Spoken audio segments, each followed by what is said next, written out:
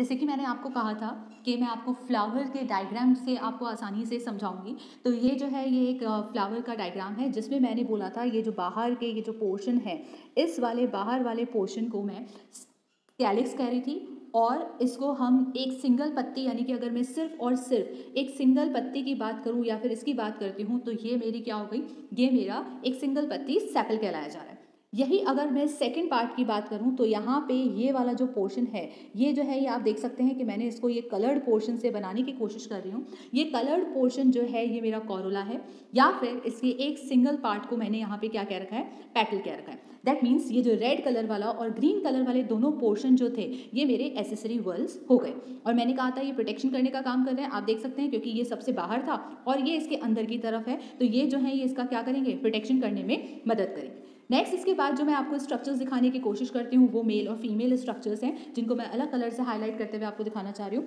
ये जो है ये लंबे लंबे से जो स्ट्रक्चर्स यहाँ पे बने हुए हैं, आप ये देख सकते हैं, ये मैंने यहाँ पे बनाए हैं। ये जो है ये मेल स्ट्रक्चर्स हैं, इनको हम एंड्रोशियम बोल रहे हैं, और सिंगल है तो उसको हम स्टेमन बोल रहे हैं। मैंने अभी आपको बोला था कि इसके पास एंथर है, कनेक्टिव भी है, और साथ ही साथ इसके पास फिलामेंट भी है। तो आप देख सकते हैं कि मैंने 1 2 3 और 4 यहाँ पे मेल स्टेमन्स बना करके दिखाए हैं, जिसको मैं एंड्रोशियम पार्ट बोल रही हूँ।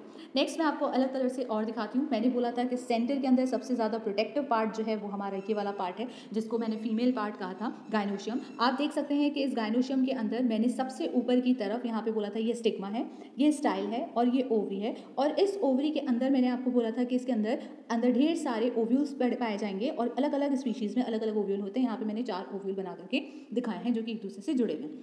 नेक्स्ट एक अलग सा जो पार्ट आपको देखने को मिलेगा, वो एक स्ट्रक्चर है जिसको हम हिंदी में पुष्पासन और इंग्लिश में हम उसको थैलेमस बोलते हैं।